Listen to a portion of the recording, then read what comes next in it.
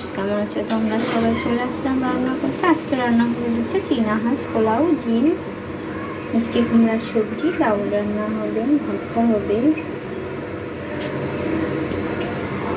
এখানে আমি চীনা হাঁস কেটে ধুয়ে নিয়েছি, আর হাঁসের মাংস রান্না করে জন্য নিয়েছি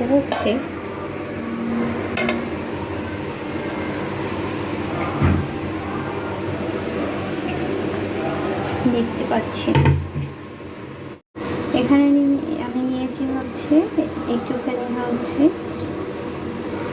জয়ফল নিয়েছি, তারপর নিয়েছি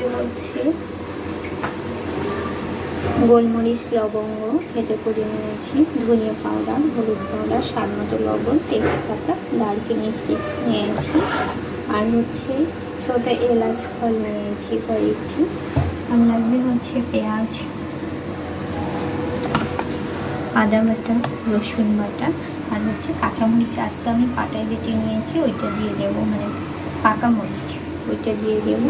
আর দিয়ে দেবো চুই ঝালে রান্না করব, আর সরিষার তেল। এখন সব কিছু দিয়ে মাখাবো, দিয়ে দিলাম, মাখিয়ে নিচ্ছি।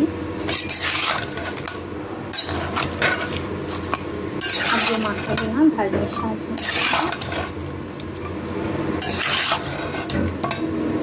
হয়েছে, আর একটু মাখাবো, তারপর বসিয়ে দেবো।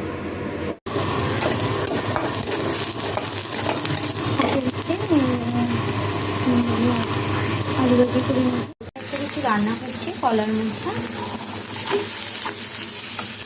সিদ্ধ করে নিয়েছি, তারপর এখন তেলে বসিয়ে দেবো। দিয়ে দিলাম শুকনো উপকরণ, মশলা দিয়ে দিলাম কষিয়ে নেওয়ার জন্য।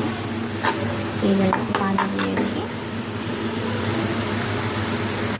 বসিয়ে দিলাম, একটু চেপে চেপে দিচ্ছি, ঢেকে রাখবো।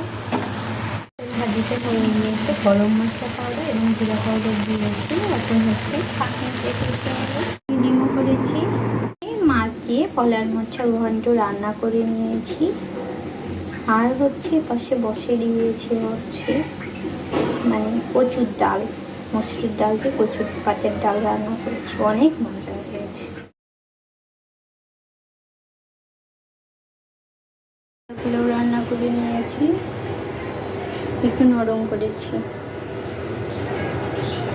তাওয়া বাড়িটা তেল ছাড়া পোলাও রান্না করেছি। ট্যাংরা মাছের ঝোল রান্না করে নিয়েছি।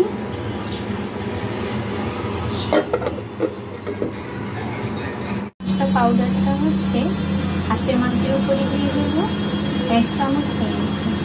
চীনা হাঁস আমি এটা তেল ছাড়া রান্না করেছি, অনেক সময় লেগেছে। তারপর নামিয়ে একদম গুঁড়া হয়েছে।